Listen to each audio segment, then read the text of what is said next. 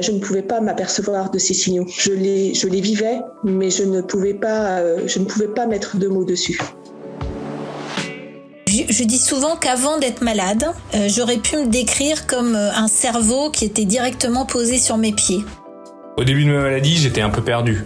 La maladie était peu connue, j'avais des symptômes qui étaient brutaux et aléatoires. J'aurais certainement pas pu m'en sortir tout seul.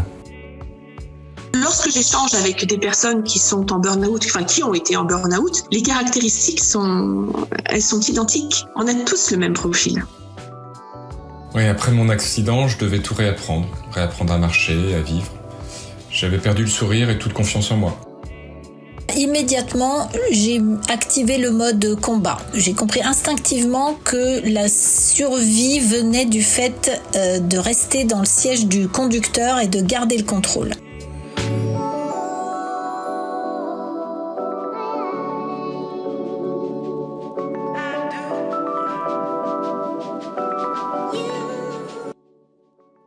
Bonsoir à toutes et à tous. De la part de toute l'équipe Prévia, je vous souhaite la bienvenue à cette conférence et je vous remercie infiniment d'avoir répondu présent à notre invitation. Alors, vous venez d'entendre quelques témoignages de personnes que nous avons accompagnées et peut-être que, comme moi, vous avez été interpellés par quelques mots tels que combat, symptômes aléatoires et brutaux, contrôle, survie. Réapprendre à vivre, c'est ce qu'on entend effectivement assez souvent dans les personnes que nous accompagnons, chez les personnes que nous accompagnons. Je vais faire un petit clin d'œil à la personne qui a dit rester dans le siège du conducteur, à cette personne qui est d'un courage exemplaire, qui garde son humour et sa joie de vivre malgré la maladie. Donc, je lui dis merci à toi, Miranda, et elle se reconnaîtra. Alors, pour commencer cette conférence, pourquoi est-ce qu'on a choisi de parler maladie et travail ? Quel rôle pour l'employeur ? Alors, chaque année, chez Prévia, on accompagne environ 500 personnes qui sont en arrêt de travail de longue durée vers le retour au travail. Parmi toutes ces personnes, certains pourront reprendre leur travail, d'autres auront beaucoup plus de difficultés. Et donc, à travers toute notre expérience du sujet, on pensait que le rôle de l'employeur face à la maladie et le travail était important. Alors, avant, moi je ne vais pas lancer le débat, nous avons ici des experts qui en parleront beaucoup mieux que moi. Mais moi, je vais quand même vous donner une petite idée de qui on est chez Prévia. On travaille bien sûr sur tout le territoire et on a une équipe pluridisciplinaire avec des médecins, des infirmières, des psychologues du travail, des ergonomes, des experts en ressources humaines. Et surtout, on va s'appuyer sur un réseau de partenaires, prestataires paramédicaux, psychologues, diététiciens, sophrologues, préparateurs physiques également, sur tout le territoire pour justement pouvoir accompagner les personnes qui sont en situation d'arrêt. On a aujourd'hui accompagné près de 6000 salariés et donc sur une couverture nationale. Et puis, chez Prévia, on a 3 grands types d'activités qui vont être bien sûr autour de l'accompagnement. Alors l'accompagnement des personnes qui sont en arrêt, bien sûr, en partenariat avec les assureurs. Les assureurs, dans le cadre des prévoyances, vont proposer nos services. Les courtiers ont également un rôle à jouer, bien sûr, pour faire connaître les services autour de l'aide au retour à l'emploi. Et puis, bien sûr, on accompagne aussi directement les salariés quand les entreprises sont sensibilisées justement au retour au travail ou simplement, j'ai envie de dire, simplement, c'est pas le mot, prévenir, j'ai envie de dire, les arrêts de travail. Quand on peut agir bien en amont, eh bien, c'est quand même beaucoup plus simple que d'attendre qu'un arrêt soit vraiment installé pour que le retour au travail se passe bien. Et puis, on a voulu, bien sûr, développer un certain nombre d'actions autour de la prévention de la santé, prévention des TMS, mais également tout ce qui va concerner la santé, bien sûr, les addictions, le sommeil, l'hygiène de vie, et bien d'autres encore, et accompagner également les entreprises dans leur démarche de qualité de vie au travail, de conditions de travail, de l'engagement à travers, bien sûr, des audits absentéisme, RPS, mais aussi beaucoup de formations. Voilà, je vous ai présenté très rapidement Prévia, mais vous dire également qu'on fait partie du groupe Menway. Alors Menway est un groupe où il y a 4 grands pôles métiers qui vont être le travail temporaire, le recrutement, le management de transition et le pôle conseil dans lequel Prévia va s'insérer aujourd'hui. Dans le pôle conseil, il y a également l'attitude RH qui accompagne notamment les entreprises en transformation, les PSE et Proconsult où il y a une plateforme 24/7 pour les personnes en situation de détresse qui pourraient évidemment appeler la plateforme. Voilà, je vous ai résumé ça très très vite, mais je veux laisser beaucoup de place à nos invités et au sujet pour lequel vous vous êtes déplacés ce soir. Encore merci et je vais laisser la parole à Damien. Merci Catherine. Merci, bonsoir à toutes et bonsoir à tous. Comme l'a dit Catherine, je m'appelle Damien. Voilà, merci. Ouais, je laisse toujours un petit silence pour savoir si les gens vont me dire bonjour ou bonsoir. Et ça me fait toujours très plaisir. Voilà. Merci, merci d'être là. C'est vrai il fait beau dehors. Vous pourriez être en terrasse avec une petite bière. Et vous avez décidé de vous rendre à une conférence sur la maladie. Bravo. On voit déjà que vous êtes des gens impliqués dans votre métier et que le sujet vous intéresse. Bravo. Alors, on va essayer de le rendre à la fois dynamique, concret, pour vous apporter, même si sans nul doute, vous êtes des gens qui maîtrisez parfaitement le sujet sous son aspect juridique, social. Voilà, vous êtes des professionnels, quoi. Alors, pour éclairer les premiers sujets qui vont nous occuper, je vais les présenter de manière à la volée, de manière générale, et puis ensuite je vais les appeler à me rejoindre. Ils vont se lever quand je vais les appeler, puisque ils vont pouvoir nous éclairer sur les différentes thématiques. Nous avons ce soir dans nos expertes et représentante de ce métier des ressources humaines, Laura Alletru, responsable RH chez Brios Pasquier, voilà, qui est là. Nous avons également Pauline Méhens, qui est également DRH, alors qui elle est DRH en temps partagé. Nous avons le docteur Baptiste Cougo, psychologue des chercheurs au CHU de Nantes, pour la partie santé mentale, santé au travail. Nous avons également le docteur Françoise Ducrot, médecin du travail et directrice des partenariats SSTRN, voilà. Et maître Mathieu Babin, avocat associé chez Capstan, qui pourra nous éclairer sur les parties juridiques. Voilà, merci à vous. Alors, de quoi parle-t-on quand on parle de maladie ou de santé? D'abord, éclairons le sujet de façon assez large. Docteur. Alors, la santé, eh bien d'abord, c'est un mot que vous connaissez bien, puisqu'on se souhaite une bonne santé à chaque début d'année. Et puis parfois, on dit santé quand on partage un bon moment de convivialité, n'est-ce pas? Mais avec modération. Plus sérieusement, c'est un mot qui a une définition qui est donnée classiquement par l'Organisation mondiale de la santé. Pour faire court, c'est l'OMS. Je vous la rappelle, si vous ne l'avez pas en tête, hein, c'est un état de complet bien-être physique, mental et social, et ne consiste pas seulement en une absence de maladie ou infirmité.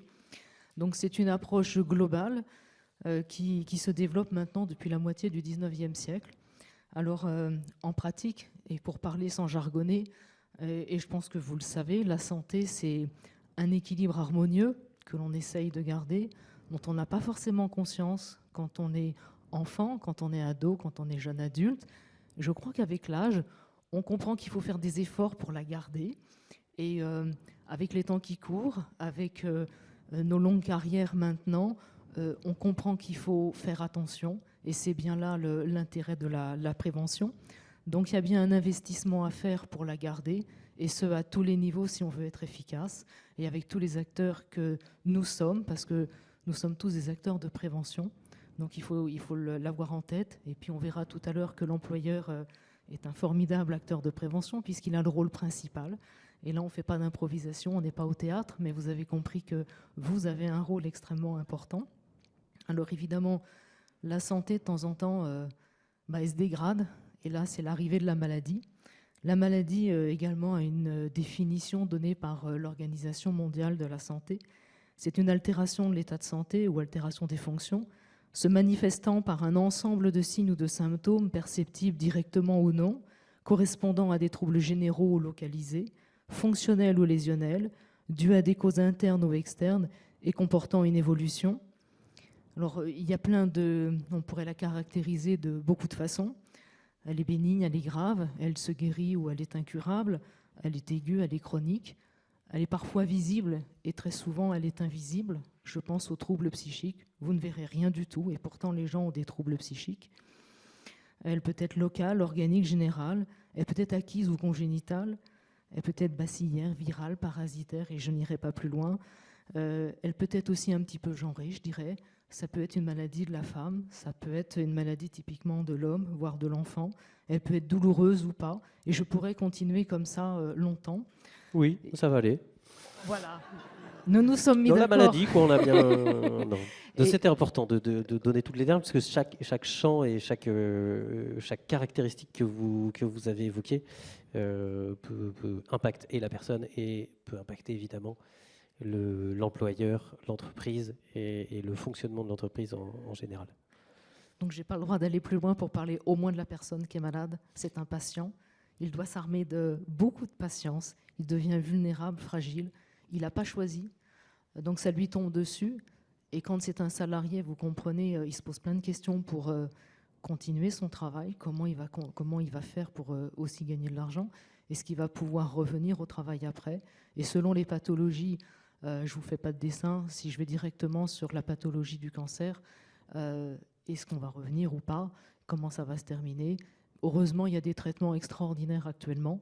On parle de la chronisation du cancer. Ça veut dire que même avec des traitements, on peut revenir et si on ne guérit pas forcément tout de suite, on peut reprendre une activité. On a des salariés qui ont des métastases et qui travaillent. Il faut le savoir également. Il y a énormément de progrès actuellement. Si je vous dis ça, c'est parce que, je suis directrice des partenariats du SSTRN, je suis aussi médecin du travail, et j'ai la chance de suivre les salariés du centre Gauduchot, donc de l'Institut cancérologique de l'Ouest, donc je vois bien un petit peu ce qui se passe. Voilà, donc c'est hyper important d'avoir un œil, je dirais, et une vision extrêmement bienveillante vis-à-vis de ces personnes, puisque malheureusement, avec l'âge, c'est une pathologie qui peut se déclarer, et peut-être que ça nous touchera, je ne vous le souhaite pas, bien sûr, mais en tout cas, voilà, je pense qu'il faut faire aussi évoluer les esprits par rapport à ces pathologies. Merci, docteur. Le cadre est posé. Je pense, on voulait lancer quelque chose de joyeux, on l'a bien fait. C'était aussi le but de la scénette. Évidemment, je vous taquine un peu, mais c'est important. Est-ce que vous voulez compléter les uns les autres sur cette définition? Alors moi, je suis psychologue, donc merci pour ta définition, c'était super. Je vais juste compléter sur le volet du bien-être, parce qu'effectivement, vous l'aurez compris, l'OMS nous dit que la santé, c'est au-delà effectivement de l'absence de maladie, c'est effectivement la question du bien-être. Donc la question, le bien-être, qu'est-ce que c'est? C'est globalement avoir une satisfaction de vie, ressentir du plaisir, de la satisfaction plus généralement dans l'existence, et plutôt moins de stress, d'insatisfaction, d'affect négatif dans l'existence. Donc effectivement, c'est important à considérer parce que, et finalement, c'est très lié. Hein, c'est aussi là-dessus que je voulais insister. C'est-à-dire que on a aujourd'hui vraiment une littérature scientifique assez abondante qui nous montre que la question du bien-être, la question des affects, est-ce que je me sens satisfait de l'existence, est-ce que je ressens plutôt du plaisir dans l'existence, eh bien c'est lié à moyen long terme en fait à la santé physique également. Alors je ne vais pas rentrer dans les détails, mais finalement quand on construit les conditions d'une vie et d'une vie professionnelle dans laquelle on va plutôt ressentir de la satisfaction et du plaisir, eh bien on se prémunit aussi de décompensation de maladies, aussi bien dans le domaine psychologique que dans le domaine physique également. Voilà. Et ça, aujourd'hui, c'est quand même très bien établi. Donc, c'est vrai que cette définition est intéressante. Ça nous amène à penser la prévention de la maladie, mais aussi à construire les conditions affectives de bien-être, de satisfaction, qui, à terme, protègent la santé également physique et mentale des salariés. Voilà. Merci d'avoir apporté cette précision sur le cadre de vie et les conditions de vie. Maître, est-ce que vous aviez d'autres précisions à faire sur ce dans ces grandes définitions.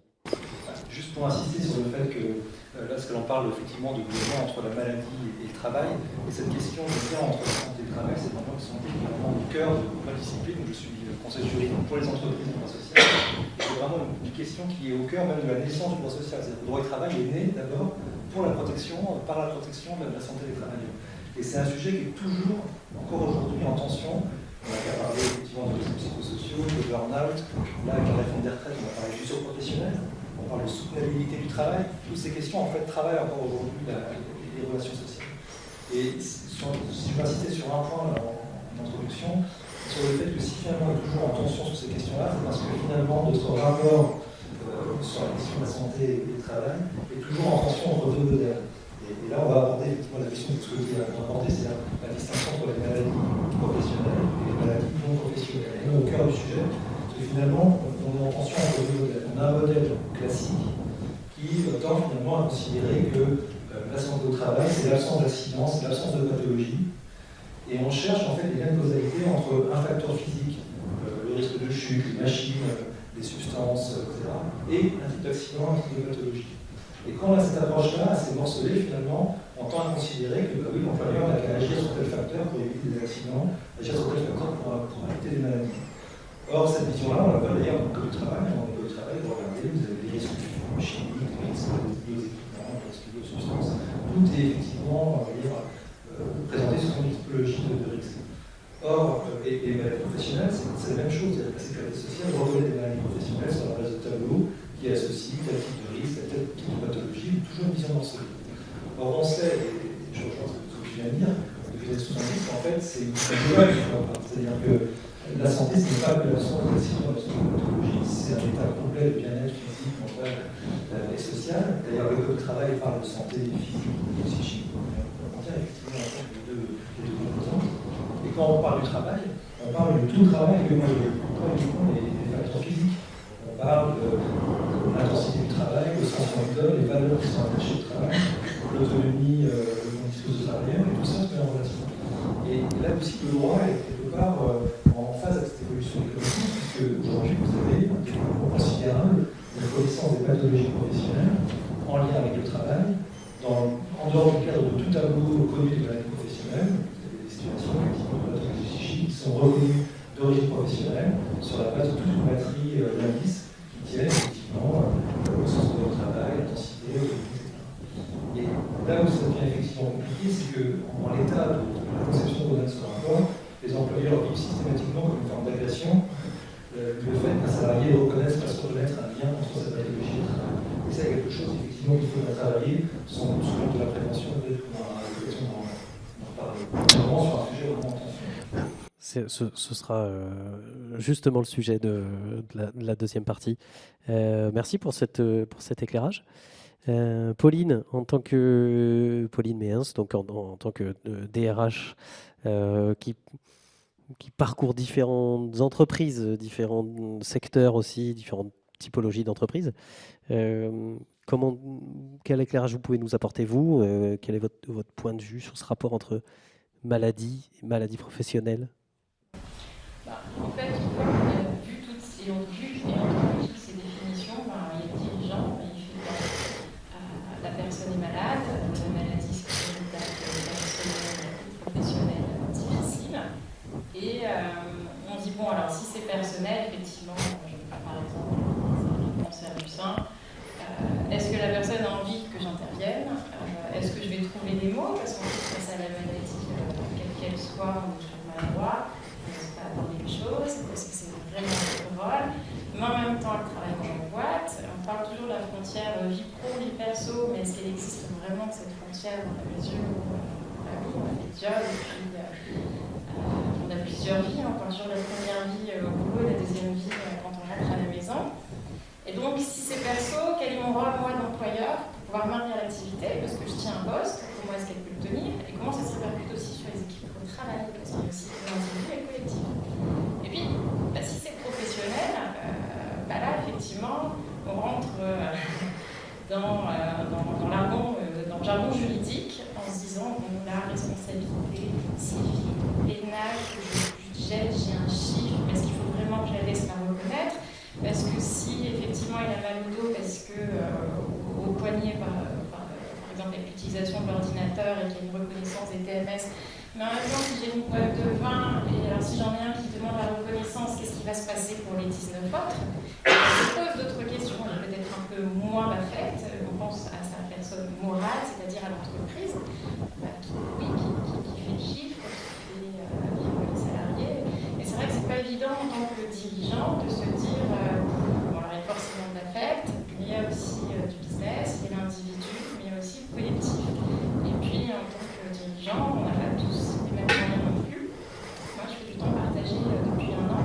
Avant, j'étais RH dans un grand groupe avec un référent privé, un référent handicap, beaucoup d'argent pour avoir des budgets dédiés, faire appel à plein d'organismes. Et puis maintenant, je bosse dans des petites boîtes, des TPE, PME, qui peuvent aller de 5, 20, 50 salariés. Et la réalité n'est pas tout à fait la même, parce qu'il n'y a pas forcément le budget qui est énorme. Et puis, pour autant, on n'a pas envie de rien faire, on ne sait pas comment faire, on n'a pas les mêmes moyens. Puis parfois, on sent un décalage entre la réalité de terrain. Je prends l'exemple d'un menuisier qui a mal au genou et au dos. Maintenant, c'est juste l'essence de son métier. À genoux, poser ses parquets, porter ses planches pour faire ses cuisines. Moi, je me dis, moi, qu'est-ce que je peux faire d'autre? Je ne peux pas investir dans des super machines technologiques, je ne peux pas demander à la ChatGPT de transformer ce travail manuel, mais pour autant, toujours trouver des solutions et puis connaître aussi les interlocuteurs qui peuvent aider. J'allais vous poser la question. Et vous, du coup, comment est-ce que vous faites? Parce que vous avez posé plein de questions intéressantes et tout le monde se dit ouais, c'est compliqué. Ouais, moi aussi. Et moi aussi, ouais. Et oui, il y a de l'affect. Et oui, c'est galère. Et vous avez eu des situations concrètes, compliquées à gérer dans une petite entreprise. On se connaît par son prénom, on s'accompagne. On a une annonce de maladie. Comment est-ce que les 2-3 bons conseils à se donner pour bien gérer, en dehors d'appeler Prévia, évidemment, qui est le premier conseil. Après, comment on fait? Là, j'ai une situation en cours d'un collaborateur qui a eu une opération du genou, opération qui s'est mal passée, il y a eu une infection derrière, donc je crois qu'il a eu un peu plus d'1 an d'arrêt de travail. Il s'est battu de son côté au niveau de la sécurité sociale pour ne pas faire arrêter le versement des IJ. Donc il y a déjà aussi ce combat-là, perso, transformation de la vie de famille, puis de travail, puis d'IJ, retour au travail. Donc il n'a pas choisi, il est revenu parce qu'il n'était plus indemnisé. Bon, alors ça fait 1 an que tu es parti, pendant 1 an tu es remplacé, le poste a évolué, donc pour autant tu fais partie de l'historique d'entreprise, donc on ne peut pas te garder. Qu'est-ce qu'on fait à partir de ça? On adapte le poste, on prend un mi-temps thérapeutique, on vient avec le médecin du travail, et puis au final on adapte le poste, ça ne marche toujours pas, on n'arrive pas à on n'arrive pas à lui faire mettre les bonnes cases dans les bonnes boîtes, parce qu'il est sous traitement, parce qu'il souffre, et que quand il est sous traitement, en fait, le cerveau ne suit pas, en fait, parce que c'est trop lourd, il est dans les vagues, et puis il ne communique plus, et puis les équipes n'osent plus lui parler, parce que c'est difficile pour lui parler, et en fait, c'est juste difficile pour tout le monde. Et puis on s'inquiète, et on n'a pas vraiment de solution, c'est un peu démunis. Donc là, effectivement... On en est où alors de cette histoire? Dans cette histoire, on a eu plusieurs échanges verbaux avec le médecin du travail, parce qu'il a son rôle de prévention important, mais on sait que les médecins du travail, on a peut-être en discuter, mais ils ont aussi une charge du travail certaine, et pas forcément les moyens de se déplacer systématiquement dans toutes les entreprises. Et quand je reçois un collaborateur dont j'ai besoin de bosser parce que c'est mon seul axe de vie sociale, parce qu'à la maison c'est horrible, je suis tout seul, c'est horrible, il faut que j'aille au boulot, mais au boulot c'est aussi, horrible, compliqué pour les collaborateurs. Forcément, quand je suis en entretien 15 minutes, je vais tout donner pour me vendre, me dire que tout est chouette, et puis quand je vais revenir en poste, je vais être vidée. Donc là, mon plan d'action, ça va être d'écrire un courrier au médecin du travail pour formaliser les choses par écrit. Là, je rentre dans la protection de l'entreprise et du dirigeant. Et puis de l'inviter à rencontrer les collègues et managers du travail pour se rendre compte qu'effectivement, ça ne fonctionne pas, malheureusement. D'accord. Il y a des étapes juridiques, il y a des étapes de protection, il y a des écrits, et vous connaissez bien ça passe aussi par tout ça. Et chaque cas est différent, donc j'imagine que chaque façon de réagir, même s'il y a un cadre juridique, un cadre légal, des obligations, il y a aussi du bon sens et il y a aussi la relation qu'on a avec cette personne et avec les autres personnes de l'entreprise. Merci pour ce cas concret. On va parler prévention, on va parler obligation de l'employeur dans le rôle de prévention. Est-ce que ça marche? Comment est-ce qu'on peut aller plus loin, etc. Même introduction, qu'est-ce qu'on entend par prévention? Primaire, secondaire, tertiaire, comment est-ce qu'on peut définir tout ça? Allez, j'y vais. Merci Françoise. La prévention, donc je vais garder le même plan, c'est-à-dire on va commencer par les définitions, ça tombe sur moi. Merci, vous y êtes collé. Il y a la définition de l'Organisation mondiale de la santé, toujours, qui dit que la prévention, en fait, c'est l'ensemble des mesures visant à éviter ou réduire le nombre et la gravité des maladies, des accidents et des handicaps. Pour faire court, et dans le monde de l'entreprise, en fait, il y a et c'est peut-être Mathieu qui nous dira tout ça tout à l'heure, mais il y a une directive européenne de 1989 qui résume très très bien les bases de toute la prévention en entreprise. Que tout le monde connaît ici par cœur. Voilà, c'est un document de quelques pages, bon. Mais ça résume beaucoup de choses. Et puis, au cours du temps, tout ça s'est retrouvé dans le Code du travail, n'est-ce pas, à des années différentes, c'est ça qui est un peu bizarre, à savoir les obligations, toujours, pour l'employeur de faire ce fameux document unique, c'est arrivé en 2001. 10 ans plus tard, il y a eu une transposition qui vous a dit il faut désigner des salariés désignés compétents. C'était en 2011. OK. Et puis voilà, donc c'est quelque chose de bizarre cette transposition. En France, tout vient pas d'un coup, alors que tout est écrit depuis 1989 au niveau européen. Donc voilà, il y a des petites choses, des petits couacs, je trouve, mais pour votre compréhension, je trouve que ça n'arrange rien. Alors que quand on comprend le droit, parce que c'est quelque chose quand même qui est bien fait et il y a vraiment un rôle de prévention. Il y a un petit bémol apporté par Mathieu qui fait... Il y a quand même une belle philosophie. Maintenant, voilà, il faut quand même lire cette directive. Voilà, puis alors, vous avez évidemment dans le Code du travail tous les principes généraux de prévention, les 9 principes que je vous laisserai trouver sur le site de l'INRS tout simplement. Vous avez évoqué, Damien, les 3 niveaux de prévention, primaire, secondaire, tertiaire.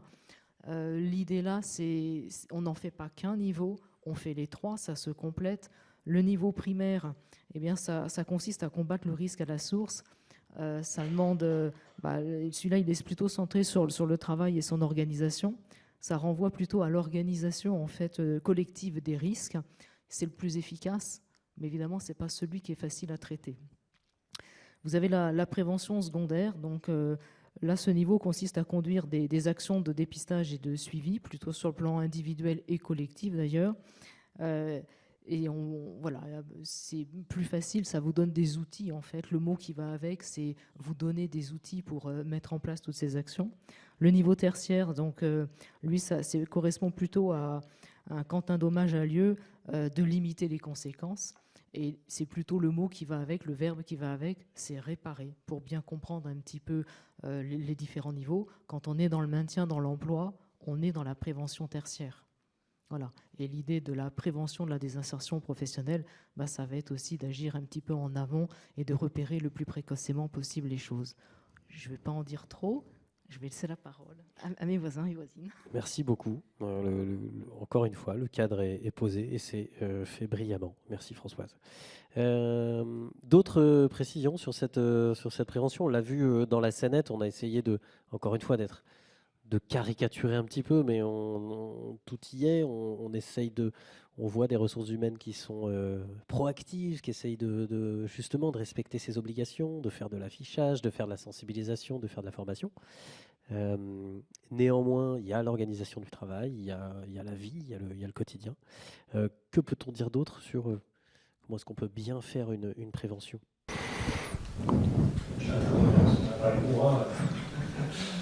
Non, mais c'est important de comprendre que aujourd'hui, ce que disait Françoise, les 3 niveaux de prévention, ça permet justement de comprendre que face à ces phénomènes qui sont complexes, comme je disais tout à l'heure, en fait, on n'est pas face à une vision binaire, c'est-à-dire il y a ce qui est professionnel et avec lequel l'employeur a une obligation de sécurité, quelques années, on parlait des questions de sécurité de résultats, ça fait beaucoup, très très peur en mon employeur. De l'autre côté, il reste n'est pas conditionnel, et surtout, il ne faut pas que l'employeur s'en mêle, parce que ça relève de la vie privée du salarié, et on a vu que les difficultés, ça pose effectivement une question qu'on a le droit de poser, est-ce qu'on a le droit d'appeler un salarié dans un travail, ou le loup, si j'appelle, je sais dans le harcèlement moral.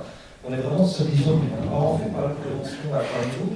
Ça permet de comprendre que finalement, bah oui, il y a des risques qui sont clairement réglementés. Vous avez le code de l'hygiène de sécurité, et le risque sur la de travail qui va vous dire, bah, voilà, le niveau de bruit est trop important, mais il va falloir revoir. Il y a des risques qui ne sont pas, on ne peut pas mettre dans une réglementation. Quelques années, j'ai assisté à un colloque sur les risques psychosociaux, et de je disais, mais quand est-ce qu'on verra un jour un décret me dire ce qu'il faut faire, ce que doit faire l'employeur face aux risques psychosociaux, au stress, au burn-out. Il y avait un beau parterre universitaire dans ce lieu de travail qui était bien embêté pour répondre, ça n'existera pas. Il n'y aura jamais dans le lieu de travail d'équivalent pour les risques psychosociaux de ce qui existe pour les risques chimiques. Il faut que chaque entreprise se décide du problème et mettre en place des plans d'action qui nous sont propres, en associant plein d'acteurs, d'entreprises ou de l'entreprise, soit la fédération de l'employeur qui a effectivement cette prévention. Mais elles ne se conçoivent pas de la même manière que pour les risques de bruit, des risques chimiques. Et puis, à l'autre bout du spectre, vous avez effectivement une situation de salarié est malade pour des raisons personnelles. Est-ce que l'employeur n'a aucune obligation à son égard? Maintenant, on va voir, c'est un petit peu, j'anticipe sur le thème du troisième la loi prévoit que l'employeur peut intervenir pour, alors le thème est barbare, prévenir la désinsertion professionnelle, c'est-à-dire éviter que la maladie soit une situation qui aboutisse à l'exclusion de l'emploi, enfin du salarié. Il y a des actions à mener, y compris pour l'arrêt de travail, pour contacter le salarié, pour recevoir un rendez-vous, pour faire des choses en fait, pour améliorer, optimiser sa routine de travail, et ça aussi c'est une prévention. Et pour autant, l'employeur n'est pas forcément responsable de la maladie du salarié. C'est pas pour autant qu'il ne doit pas s'impliquer dans une situation de problème, qui est une bonne condition.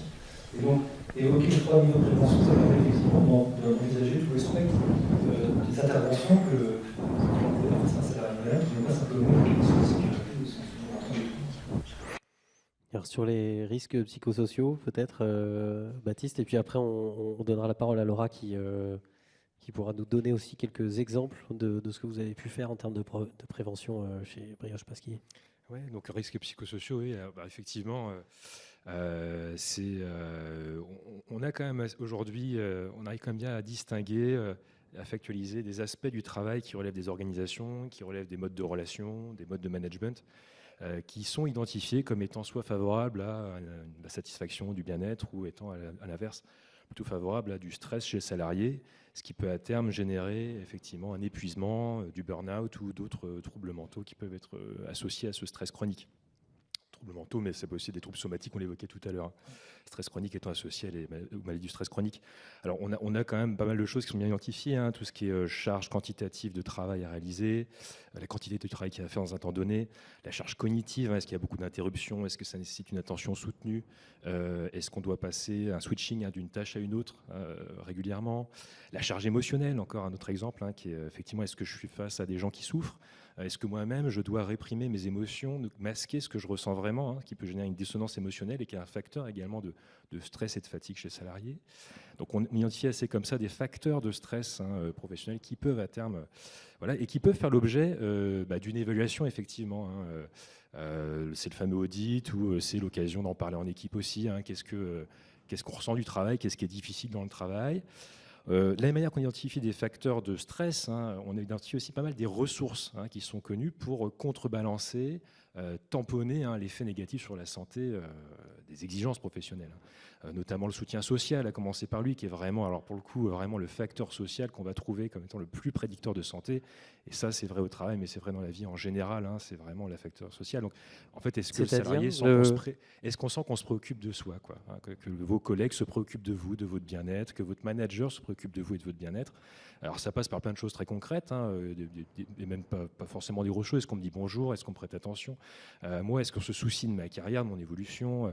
Est-ce qu'éventuellement je peux avoir mon mot à dire s'il y a un réaménagement, une réorganisation, un nouveau service qui va être développé? Toutes ces choses qui vont donner le sentiment à la personne finalement qu'elle est considérée dans l'entreprise. C'est quand même un gros tampon des effets délétères des exigences professionnelles. Après, la question, c'est comment on organise justement le travail, le management pour rendre ce soutien opérant, pour le permettre d'exister.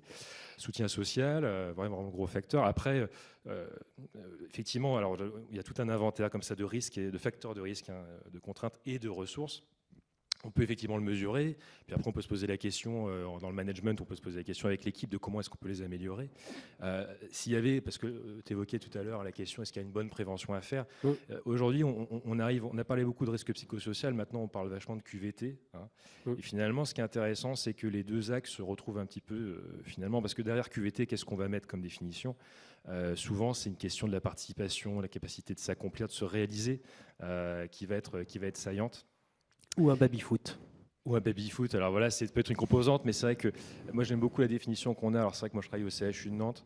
Notre tutelle, c'est quand même vraiment la Haute Autorité de Santé. Elle nous donne une définition qui est quand même très intéressante. Elle la résume au fond, la QVT, c'est donner la capacité au salarié de s'exprimer et la capacité à agir sur son travail. Alors c'est pas grandiose, mais on résume quand même pas mal de choses, parce que dès lors qu'on donne la capacité à s'exprimer et à agir, alors après c'est un objectif qui se travaille au quotidien, évidemment, eh bien, on va créer les conditions pour que l'individu et ou son collectif de travail puisse se saisir et aménager finalement avec le management, les organisations, pour les rendre plus compatibles avec sa santé. Donc on voit que c'est une voie intéressante effectivement pour travailler sur les facteurs de risque, et en même temps c'est une voie intéressante pour la QVT et ces attendus qu'on peut avoir en termes de performance, parce que quand on dit QVT, on parle de satisfaction, de bien-être au travail, de réalisation, mais on parle au fond de motivation derrière ça. C'est-à-dire que si je ne suis pas alimenté par mon travail, je ne vais pas avoir une énergie et je ne vais pas avoir envie d'investir mon temps personnel au travail. Et je vais au travail en attendant que ça se termine pour rentrer chez moi, parce que là, ma vie commence.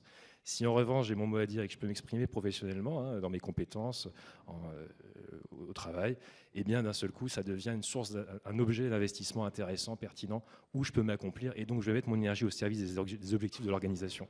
Donc en fait, ça en fait un peu coup double. Donc aujourd'hui, on prend un peu ce chemin-là, même s'il n'y a pas de règle unique évidemment, mais développer la capacité à s'exprimer et à agir aux individus et aux collectifs dans votre organisation, c'est une piste où on fait coup double quand même, normalement, sur la prévention du risque et sur la QVT.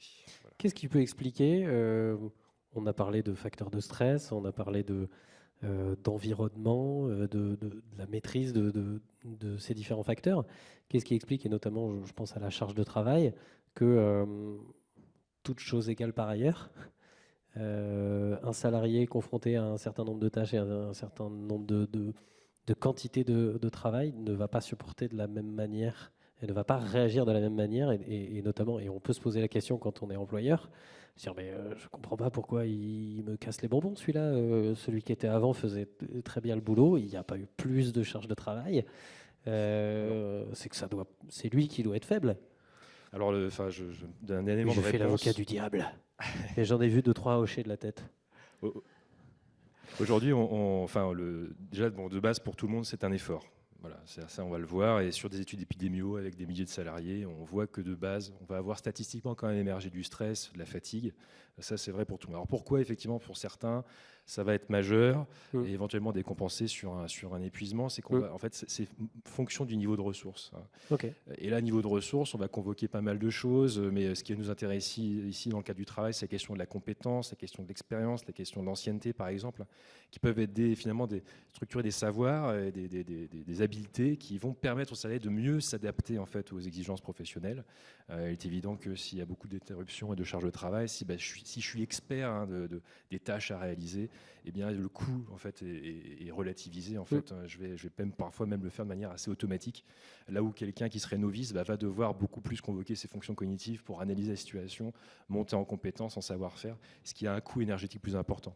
Donc c'est vraiment ça. Alors les ressources, il y en a plein. C'est pour ça qu'après on va pas étaler là-dessus, mais c'est vraiment une piste aussi de prévention intéressante, c'est développer les ressources des individus et des collectifs dans la boîte. Ça, c'est clairement une piste très importante qui est vraiment envisagée pour justement avoir cet effet. Il y a un modèle très intéressant, si vous voulez vous documenter là-dessus, c'est le modèle des contraintes et des ressources au travail, qui pour le coup vraiment est un bel inventaire de ça et bref. On en reparlera s'il y a des questions.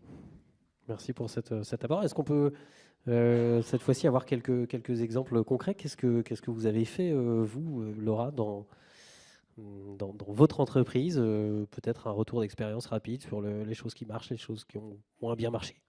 Alors oui, avec plaisir, pour vous rappeler Merci. le contexte du liage passé, c'est l'industrie agroalimentaire, sur un rythme de fonctionnement en 3 weeks.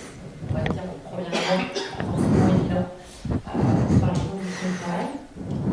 Ce qui est très important, alors des exemples qu'on va citer, c'est évidemment pas exhaustif, c'est avec beaucoup d'humilité de se dire beaucoup de choses qui sont neuves. Il est important aussi de pouvoir travailler sur ces éléments. Je dirais que le point majeur, c'est vraiment déjà ce sujet soit porté par la direction. Il y a quand même des moyens alloués, c'est la décision à faire. Et si c'est porté par la direction, déjà il va y avoir potentiellement le budget, l'envie, l'avancement. Et en tout cas, nous, chez Liège Papier, c'est dans le businessment de l'entreprise, c'est porté par le budget et c'est retranscrit sur l'ensemble de nos sites de production. Ça s'est retranscrit aussi assez rapidement au début, où en fait, il a été décidé de mettre en place un système de prévoyance qui était à l'époque pas imposé par la Convention européenne, c'était un vrai choix d'entreprise pour aussi s'assurer d'un point de vue financier, pour avoir une équité en fait de l'ensemble des salariés, qu'il y a un arrêt, une incapacité, une invalidité, qu'on puisse avoir un accompagnement. Donc en ce qui concerne un système de prévoyance avec un dossier qui vous est propre et qu'on pilote par dossier. Au-delà de ça, c'est vrai que c'est intéressant aussi qu'on voit la partie intervention RH. Mais évidemment, RH fait partie de l'acteur, mais on est loin d'être seul parce que dans notre métier, on va avoir la connaissance potentiellement des dispositifs et encore, on se fait accompagner et épauler par d'autres externes. Ce qui est important, évidemment, c'est aussi le rôle du manager, qui va être le premier intermédiaire entre le salarié qui fait le travail et l'entreprise. En fait, chez nous, c'est vraiment notre mode de fonctionnement. Il a effectivement ce rôle à jouer qui n'est pas toujours facile de savoir où est-ce que je mets mon curseur, ce que je peux faire, je peux pas faire en fonction de la relation qu'il a pu développer. Je rebondis sur ce que tu disais, Mathieu, sur la prévention. Nous, dans notre système de management qu'on a vraiment un système où on a déjà une hiérarchie courte pour favoriser la proximité et la transparence. Pour faire ça, entre un opérateur de production et la direction d'un site, des personnes au niveau hiérarchique, on n'a pas des chefs d'équipe ou des intermédiaires pour pouvoir favoriser cette communication, cette proximité. Quand on a quelqu'un qui va être en arrêt, potentiellement, ça ne marche pas à chaque fois, mais on peut avoir plus facilement la possibilité de le contacter, de prendre des nouvelles, savoir où est-ce qu'il en est. Donc ça c'est important. On a tout un système aussi, donc on se retrouve RPS, où dans notre système de management, on va avoir, c'est moins évident pour les salariés de production, mais pour ceux qui travaillent de façon plus sédentaire, on va voir chacun de nos collaborateurs une fois par mois, pour faire le point sur ses objectifs, savoir comment ça va, prendre la température. C'est vrai qu'une solution de prévention, ça joue aussi beaucoup. Si on parle sur des choses un peu plus concrètes, sur la partie travail sur ligne, travail dans la production, évidemment, nous, nos interlocuteurs premiers en interne, ça va être le service santé, sécurité, environnement, qui va nous aider. Les représentants personnels, c'est également extrêmement important. Ils vont être là pour nous aider quand on parle d'accord de pénibilité, de faire évoluer les conditions de travail. En fait, les salariés sont les acteurs premiers quelque part parce qu'on peut travailler avec des heures de travail, avec la médecine du travail, avec nos intervenants, nous en SSE. Les premiers qui connaissent leur travail, c'est les salariés. Donc on peut mettre en place plein de affichages de gros. Si ça ne correspond pas à la réalité du terrain et à ce que vivent nos salariés, clairement ça ne fonctionne pas. Je peux démontrer de tout à l'heure. Et on a besoin de tous ces gens-là. Et nos représentants du personnel, ils peuvent intervenir aussi quand on arrive, des fois dans des systèmes de reclassement où on se pose des questions pour reclasser même en interne ou même au sein de notre entreprise, nos salariés. Mais ils ont vraiment leur rôle à jouer pour appuyer aussi les décisions et ce qu'on va pouvoir mettre en place. Donc ça aussi, ça joue beaucoup. Donc ça, c'est vraiment important. Et puis, on est loin de tout savoir. Nous, après, en RH, on va être là pour appuyer sur des dispositifs, mais on a besoin de créer aussi des relations de partenariat, c'est vraiment hyper important. Avec le médecin du travail, quand on a le médecin du travail, avec une relation saine, de confiance, on peut parler, s'exprimer, vraiment dire les difficultés qu'on a. La différence, c'est effectivement des plus petites structures. Pas de comité, mais nous, des fois, sur une structure de développer toujours ce relationnel par le temps qui leur est dédié. Vous arrivez à l'avoir au téléphone ? Pardon, c'était une blague un peu facile sur la disponibilité des médecins du travail.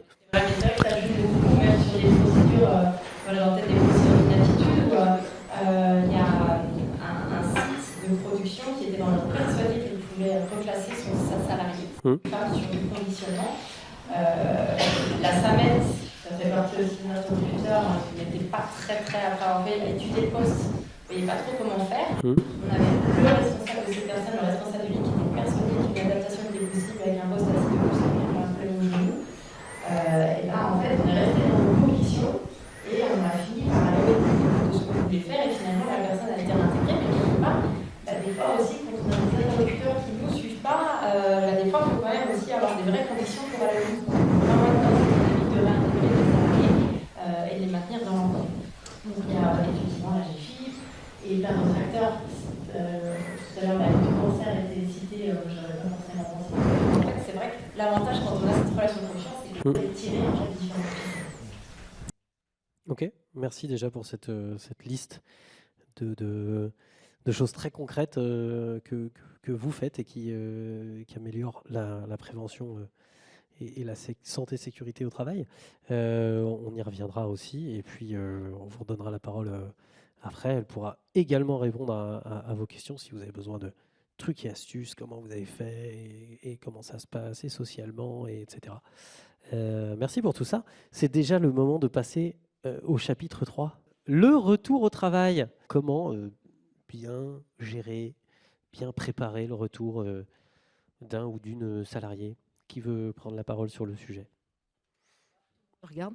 Eh bien, écoutez, Oui, hein, les habitudes se prennent très vite. Non, mais très bien. L'être humain se dit, c'est Françoise qui va nous dire une définition. Eh bien, allons-y. Le retour au travail, maintenant, c'est quelque chose, en tout cas dans notre activité de médecin du travail, qui est quotidien. On ne voit, on ne traite que vraiment que les situations, je dirais comme ça. Donc il faut connaître les outils du maintien dans l'emploi, il faut connaître un petit peu le parcours du salarié qui va revenir et comprendre la philosophie, c'est que plus le retour au travail est anticipé, mieux il se passe. Voilà, il y a plein d'études qui le disent, je fais très court, ça arrangera Damien. Non, mais pas de souci, vous avez le temps. Ça commence alors, ça commence presque au moment de l'annonce de la maladie. C'est important déjà à ce moment-là. Et vous aurez des... il y a un petit poster qui est en bas, je vous invite à aller le voir. Ça montre bien la frise et qu'est-ce que vous devez faire. C'est un petit Gantt pour ceux qui aiment bien les modes projet. Vous verrez un petit peu comment ça se passe. Mais c'est important déjà, dès le début de l'arrêt maladie, ou en tout cas quand il vous annonce qu'il va devoir partir en arrêt un certain temps, c'est important qu'à ce moment-là, vous vous mettiez d'accord de « OK ». Il va se passer peut-être une chirurgie, un traitement lourd derrière. Comment on communique? Voilà, la communication, c'est super important pour garder le lien. Ça, c'est, je dirais, au niveau humain. Et lui laisser le choix. Ce sera toujours avec l'accord du salarié. Ça, vous le retenez, vous ne forcez pas. Parce que parfois, vous prendrez des nouvelles, vous n'aurez pas de retour. Et bien, c'est pas grave, c'est pas le moment. Mais en tout cas, ça fait toujours plaisir à la personne qui est en arrêt que quelqu'un prenne de ses nouvelles. C'est humain. Et il prendra le temps de vous répondre en disant là j'ai pas pu, je sors de 15 jours d'hospitalisation, etc. J'avais pas le cœur à répondre, j'étais pas dans ce trip là. Par contre voilà, c'est quelque chose à se mettre d'accord. Peut-être qu'il va vous dire pendant 1 mois, blackout total, je rentre dans mon hospitalisation, je ne reprendrai contact avec vous par mail parce que je pourrais peut-être pas envie de parler, je serai dans l'émotion. Je vous recontacte après ou par SMS. Voilà, vous vous mettez d'accord dès le départ. Pour l'avoir fait avec des collègues, ça marche très bien. Et c'est important et de respecter cette règle-là. Après, l'arrêt maladie se fait, c'est important d'avoir des contacts. Qui prend des contacts? Alors, quel lien vous avez avec vos salariés? Est-ce que c'est par personne interposée? Est-ce que c'est par des collègues? Et demandez-lui toujours, si c'est un collègue qui va prendre ses nouvelles, que ce collègue dise « Est-ce que je peux donner de tes nouvelles ?» à l'employeur, qu'on se mette d'accord, qu'on ne prenne pas en traite la personne. Qu'est-ce que je peux dire? Voilà, que la parole soit libérée, mais vous demandez l'avis du patient. Voilà, c'est toujours très important. Après, qu'est-ce qui se passe? Il y a cette fameuse loi aussi du 2 août 2021 qui a introduit des petits rendez-vous intéressants, notamment le rendez-vous liaison, très important. Quand l'arrêt dure plus d'1 mois, il y a cette possibilité maintenant pour que ou l'employeur ou le salarié puissent revenir l'un vers l'autre pour justement anticiper le retour au travail. Et c'est la philosophie de cette loi, c'est vraiment de revenir, d'anticiper les choses s'il y a besoin d'aménagement ou d'améliorer un petit peu les conditions de travail du retour. Mais ce n'est pas un rendez-vous médical. Ça, c'est le fil rouge pour vous. C'est pas un entretien médical. Voilà, c'est juste pour anticiper les conditions. Et vous, de votre côté, en tant qu'employeur, vous pouvez annoncer que si la personne ne le savait pas, que la visite de pré-reprise est un moment important. C'est-à-dire, c'est vous, en tant qu'employeur, qui annoncez, mais vous savez, vous pouvez rencontrer le médecin du travail si vous envisagez la reprise, allez le voir. Et là, par contre, c'est un entretien médical. Il n'y aura pas forcément de conclusion. Par contre, c'est là où on commence à discuter et on évalue l'état de santé par rapport à l'état antérieur, donc c'est 100%. Il a été hospitalisé, on tombe pas à 0, mais en tout cas on tombe. Et après, il y a sous cette période de remontée, la remontada, là ça y va, ça y va. À un moment donné, ça va être le moment peut-être de reprendre le travail. Il faut au moins passer le cap des 50% quand même quand on s'auto-évalue. Et c'est comme ça qu'on discute avec eux, on fait des petits schémas, on passe un petit peu le cap et on se dit allez, on va pouvoir reprendre. À ce moment-là, il y a des outils du maintien dans l'emploi, ça s'appelle comme ça, qui existent. Ça peut être le temps partiel thérapeutique, parce qu'on ne dit plus mi-temps thérapeutique, on dit temps partiel thérapeutique, parce que ce n'est pas forcément qu'un 50%. On peut faire 20%, 30%, 40%. Et l'idée, c'est vraiment que ce soit progressif, mais ça reste progressif jusqu'à reprendre, en général, le temps de travail initial. Et l'idée, c'est vraiment ne pas reprendre trop tôt pour éviter, si la reprise est trop tôt, on se casse la gueule. Parce que c'est trop d'efforts. Il ne faut pas oublier que le travail, c'est un effort. Mais quand en plus on est en rééducation ou encore en période de soins, c'est encore plus dur, c'est encore un effort. Et il ne faut pas que ça écrase tout ce qui s'est passé. Donc il faut reprendre au moment opportun. Et là, le rôle du médecin du travail, c'est important. C'est un médecin qui doit donner cet avis-là. C'est collégial, c'est-à-dire on discute aussi via par personne interposée, donc c'est le patient qui aussi rapportera les discussions avec le médecin du travail. Et à ce moment-là, avec le médecin, on s'accorde, médecin généraliste, médecin du travail, que ce soit une décision bien prise, qu'on choisisse l'opportunité du moment du retour au travail. Et à ce moment-là, après, l'employeur, avec l'accord du salarié, nous, on peut prévenir l'employeur, le salarié reprendra à telle date, à l'issue de son arrêt maladie, un aménagement de poste est envisagé, un temps partiel thérapeutique, vous aurez le temps de dire oui ou de dire non, et à ce moment-là, ça reprendra. On a le temps déjà de prévoir éventuellement les plannings, enfin en tout cas de vous dire nos exigences entre guillemets, c'est 1 jour sur 2, c'est maximum 2 jours consécutifs, enfin il y a plein de possibilités parce que derrière il y a des traitements. Si la personne a des traitements de radiothérapie, c'est l'après-midi, c'est évident qu'il ne pourra pas venir l'après-midi travailler ou vice-versa. Voilà, donc c'est des petites choses comme ça. Et puis après, vous avez cette fameuse visite de reprise que vous connaissez tous normalement. Dans les 8 jours qui suivent la reprise, le rendez-vous doit être pris. Ce sont des visites prioritaires. Normalement, elles sont honorées dans les temps. Et après, vous avez ces visites occasionnelles à la demande du salarié, à la demande du médecin conseil ou du médecin du travail. On revoit les gens, on rentre dans une période de suivi justement pour évaluer comment ça se passe, comment est la personne, est-ce qu'il faut ajuster encore l'aménagement de poste, et on peut suivre et on peut voir la personne peut-être 10 fois dans l'année, c'est pas grave, vous ne paierez pas plus cher, je vous rassure, ça fait partie du suivi et on a à cœur de le faire longtemps pour que la personne puisse reprendre. Et après, écoutez, on espacera le suivi et de toute manière, il y en a d'autres qui arriveront, qui auront d'autres problèmes de santé et c'est sans fin. Mais c'est du bonheur quand même, c'est notre travail. Merci Françoise de nous avoir rebrossé ce parcours jusqu'au retour au travail.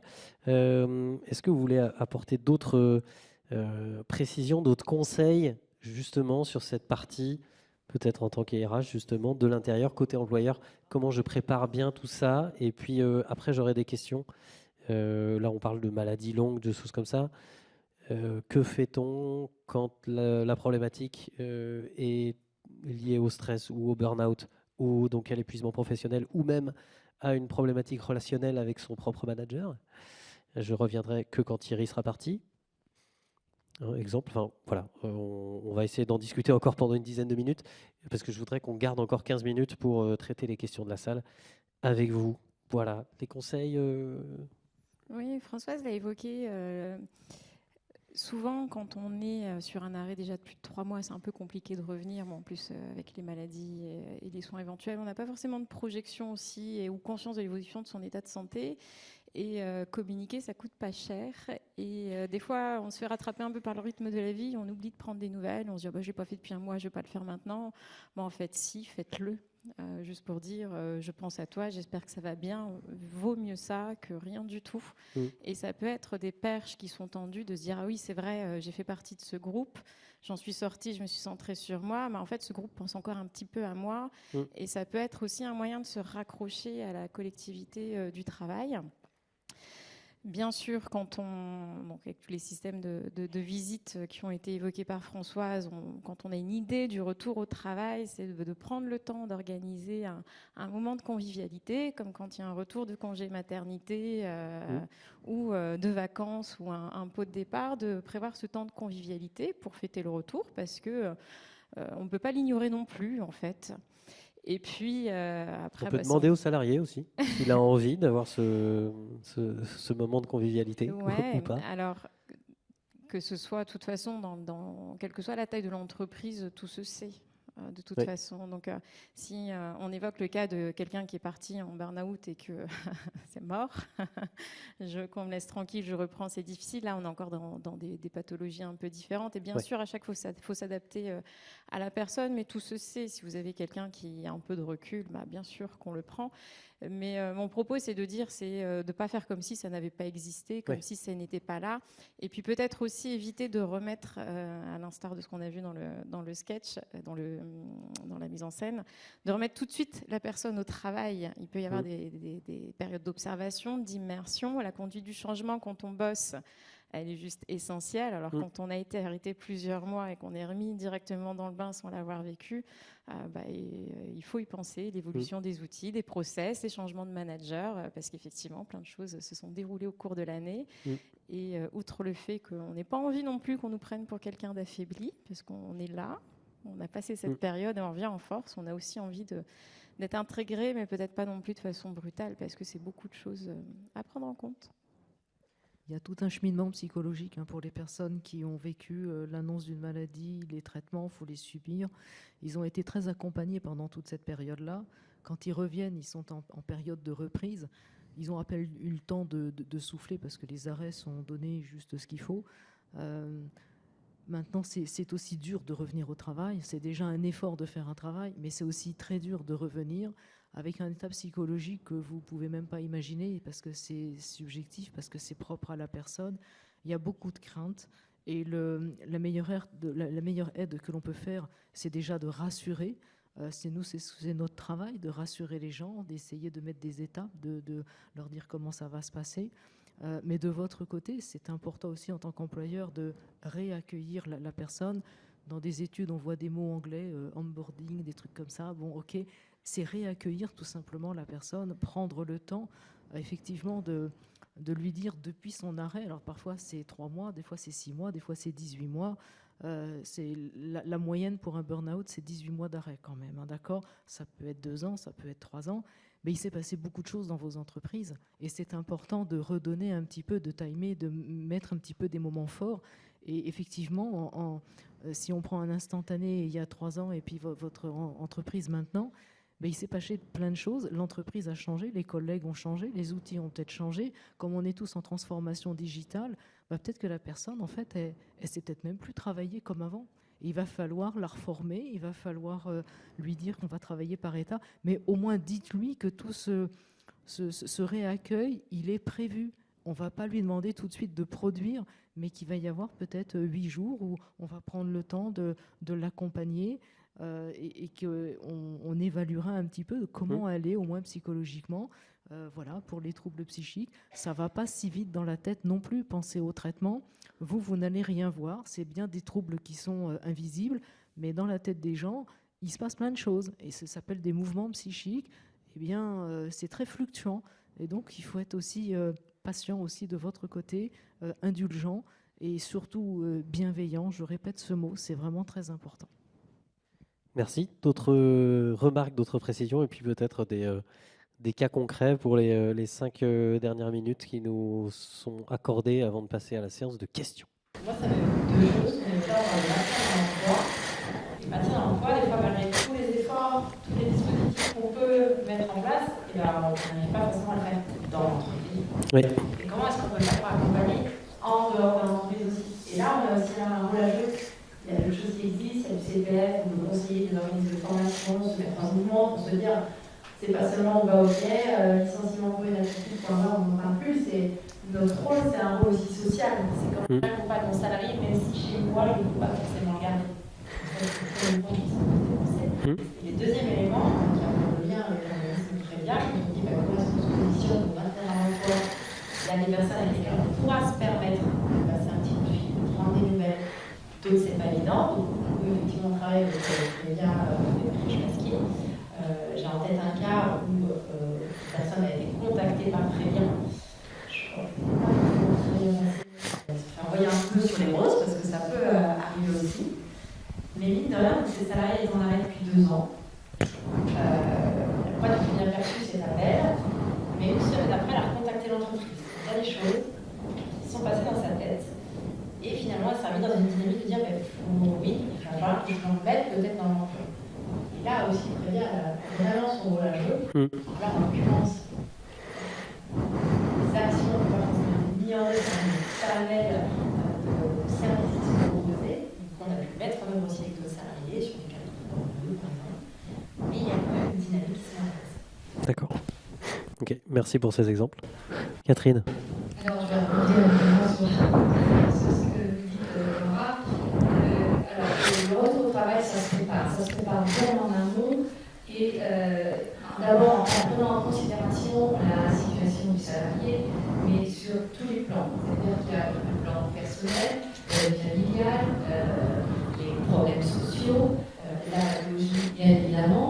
Et si on ne considère pas l'individu dans sa globalité, eh bien, le retour au travail peut y avoir un certain nombre de freins au retour au travail qui n'auront pas été pris en compte, justement, à la fin de l'arrêt de travail. Donc, notre rôle à nous, chez Prévia, c'est d'abord être neutre, c'est-à-dire qu'on ne sommes pas l'employeur, et c'est ce qui va permettre parfois aux gens de s'ouvrir et de pouvoir travailler sur eux-mêmes, justement, pour se remettre en condition de revenir au travail. Donc tout ça, ça se fait évidemment bien en amont de la visite de pré-reprise ou de la visite de reprise.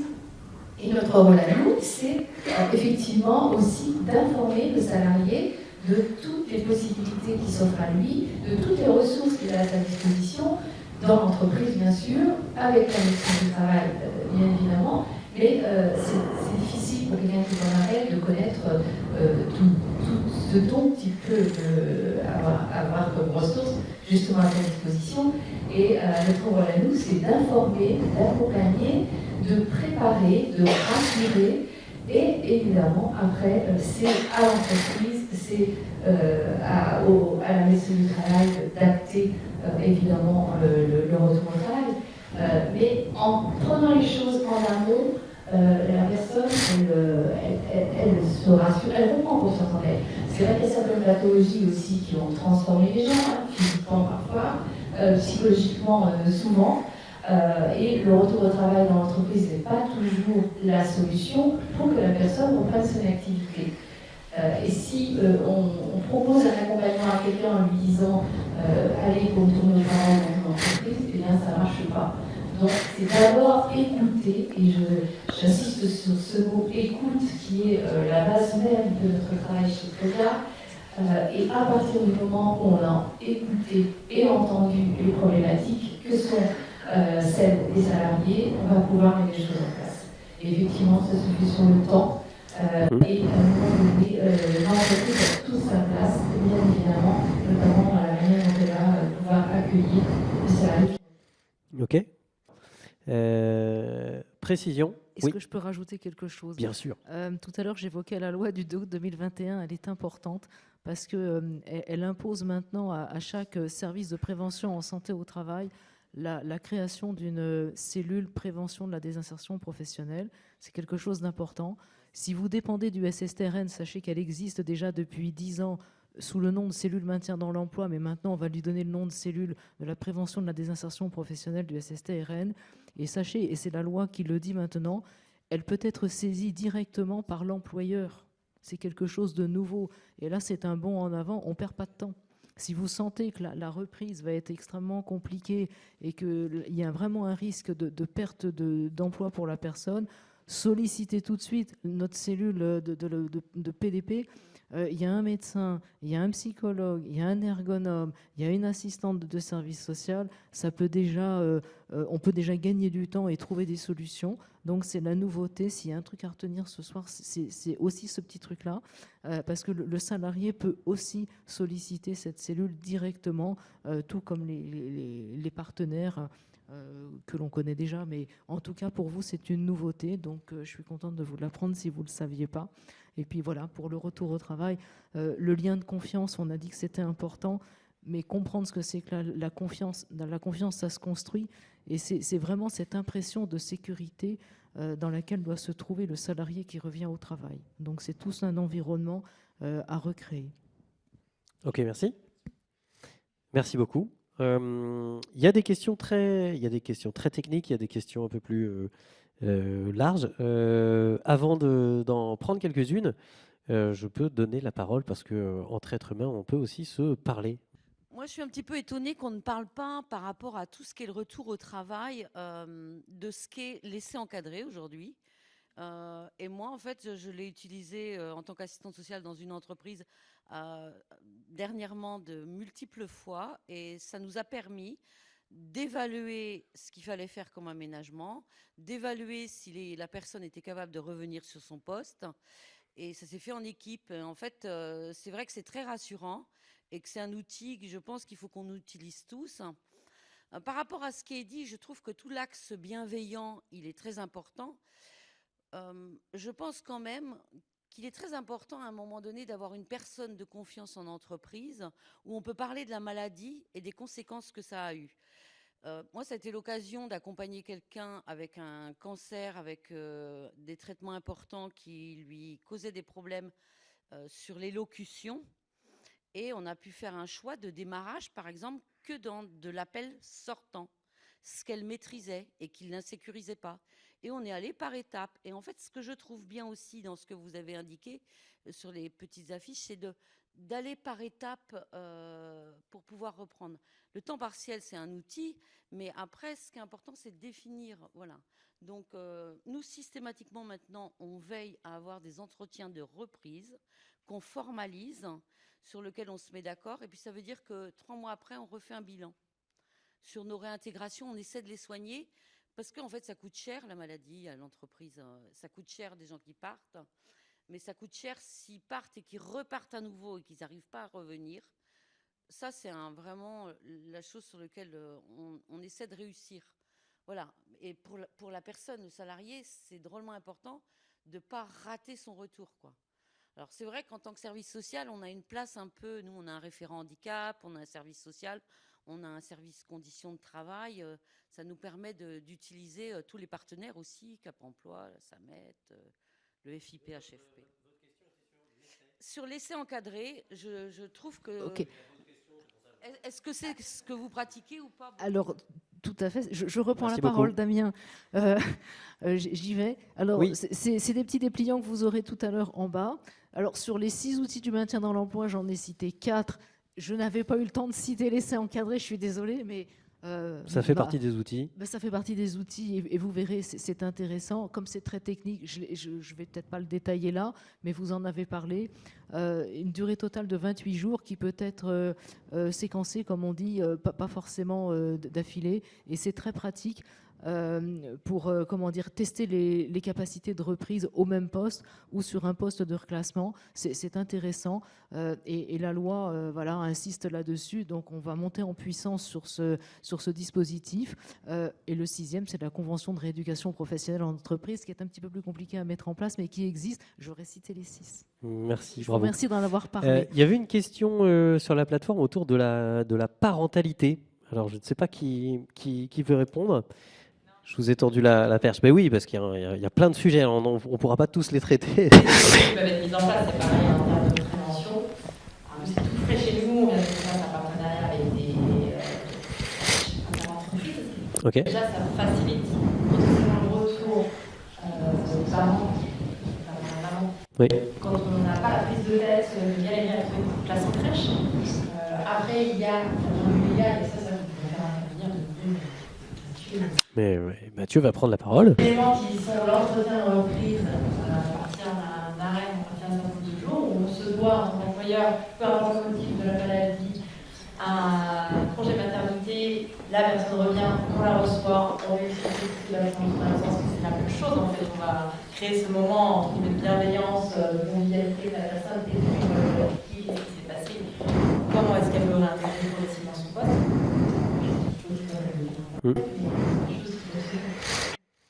Et est-ce que quelque chose existe aussi, parce que j'ai une autre question autour de ce sujet-là, par exemple, alors avant, mais ça reste dans le cadre de la parentalité, parfois tomber enceinte implique un gros processus médical et psychologique, parcours compliqué, etc.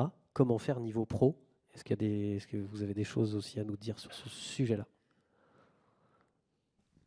Ouais, ça va aussi beaucoup dépendre du niveau de sensibilité du dirigeant à ces sujets, parce qu'effectivement, quand on est dans un parcours de PMA, on peut avoir des rendez-vous médicaux tôt le matin avec des piqûres, une modification hormonale, une fatigue qu'il en est, et pas nécessairement d'autorisation d'absence pour ces soins journaliers sur un temps assez court, il me semble. Donc après, il y a de la négociation interne d'entreprise, et puis aussi, s'il n'y a pas de représentant du personnel, les initiatives des dirigeants. On en parle de plus en plus de ces sujets. On parle de ces sujets qui touchent les femmes, l'endométriose, la PMA. Et donc après, c'est de se dire, comment je fais pour m'adapter à mon modèle sociétal aujourd'hui sur ces sujets dont on parlait pas trop, où on pouvait peut-être avoir honte ou qui n'étaient pas exposés, dont on l'est aujourd'hui, de se dire, est-ce que je peux mettre en place 2 heures d'autorisation d'absence dans la limite de... Il y a plein de choses qui sont possibles. Après, oui, il y a la loi et puis l'initiative et l'image de l'entreprise et le soin qu'on veut aussi apporter aux collaborateurs. Donc là, c'est plutôt de la discussion interne avec les parties représentants d'entreprise, oui. Un petit peu en lien par rapport aux femmes qui reviennent après un congé maternité. C'est un moment délicat, aussi bien dans le couple que pour la femme qui revient travailler, une charge mentale conséquente. C'est des périodes où nous, on est très en alerte, on est très vigilant, on prend très au sérieux ces visites de reprise maternité. C'est... Comment dire, faut vraiment les considérer parce qu'il y a un risque très important, ça va peut-être vous surprendre, mais de tentative de suicide. Voilà, c'est vraiment connu. On a été alerté aussi par tous les gynécologues. C'est un moment très particulier, il peut se passer plein de choses. Le fait de revenir au travail peut être un stress énorme. Qui n'est peut-être pas compensé en termes de ressources à la maison parce que le couple est peut-être en train d'exploser tout simplement. Le couple n'a pas pris son rythme de croisière. Je ne vous cache pas qu'il y a également beaucoup de violence dans notre société. La violence aux femmes, ça existe aussi. On le voit dans nos cabinets. Voilà. Alors ça peut se voir sur le visage, ça peut se voir sur le corps, ça peut se voir aussi à travers les discussions. Il faut écouter ces personnes-là, ces femmes-là. C'est un moment extrêmement important. Nos cabinets médicaux sont des espaces d'échange, des espaces où on peut dire les choses.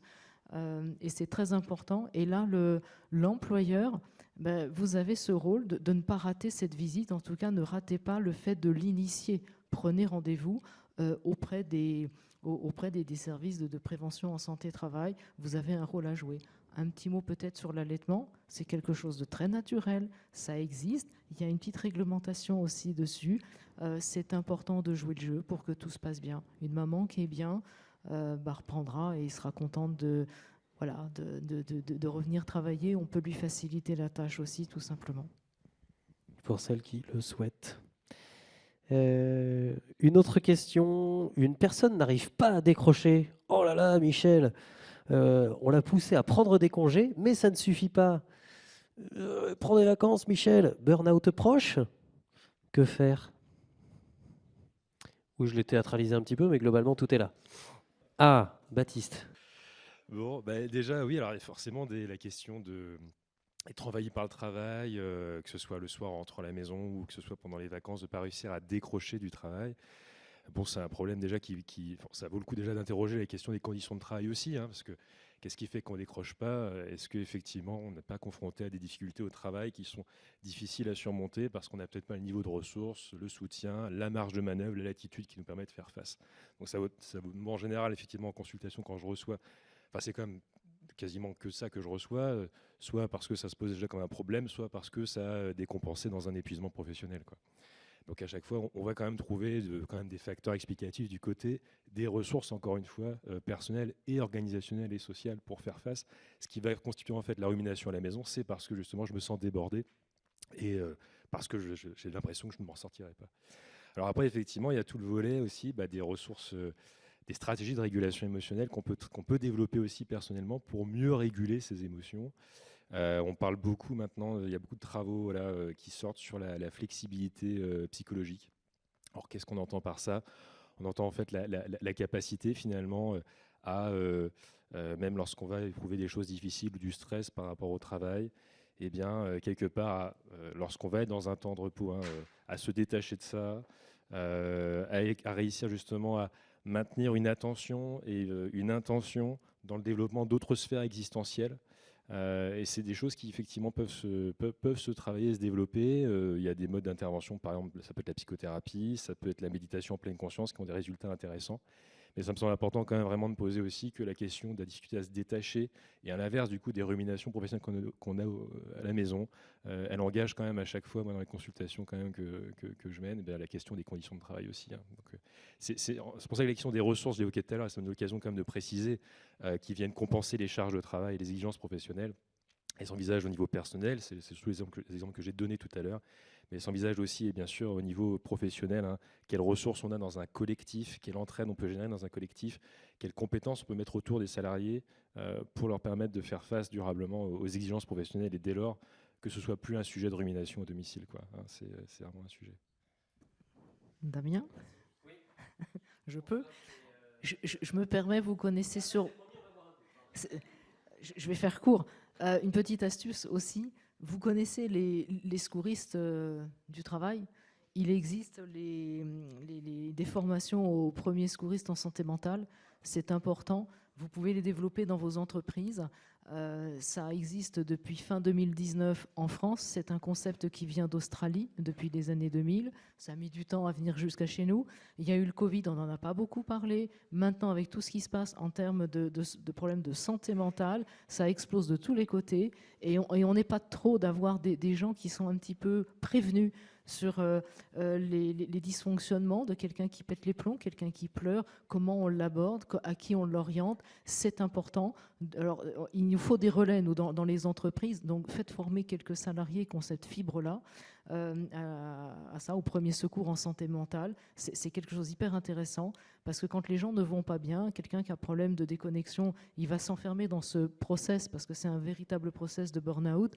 Le problème, c'est que ce process-là, s'il va au bout du bout, on va droit vers la crise suicidaire. Et la crise suicidaire, vous savez qu'on a plusieurs sphères, un petit peu comportement dans notre tête.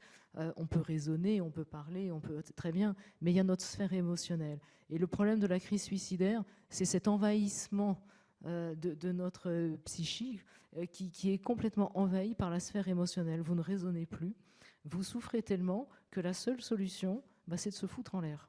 D'accord ? Et donc, par contre, il faut savoir que cette crise suicidaire, la bonne nouvelle, c'est que c'est réversible. Ça veut dire qu'il faut vraiment reconnaître le plus tôt possible ces signes-là et faire diminuer cette bulle émotionnelle pour les ramener à un état normal. Et là, on évitera des catastrophes, d'accord ? Parce que le problème des suicides, c'est que ça impacte au moins 20 personnes autour, et parmi ceux-là, il y en a qui vont peut-être faire la même chose. Donc là, on est en cellule de crise dans ces moments-là, c'est pas drôle à vivre, et c'est marrant pour personne. Donc s'il y a quoi que ce soit, vous pouvez nous téléphoner, on vous donnera aussi des choses comment faire, mais c'est hyper important. Et là, vous voyez la prévention.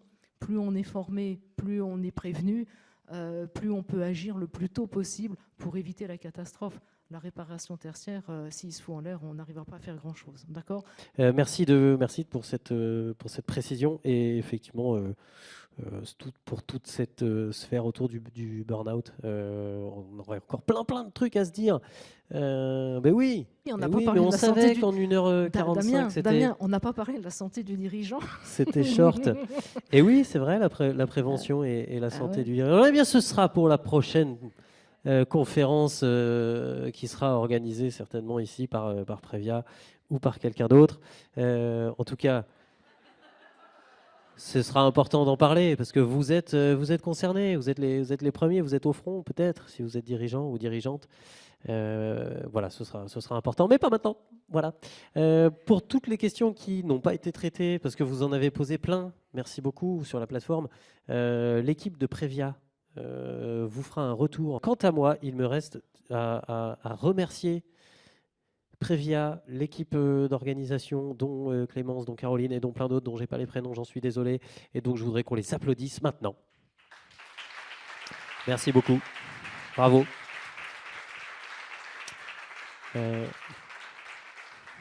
Gardez encore un petit peu de jus parce que je voudrais également qu'on applaudisse nos experts et expertes ce soir qui sont venus nous parler de ce sujet. Merci beaucoup.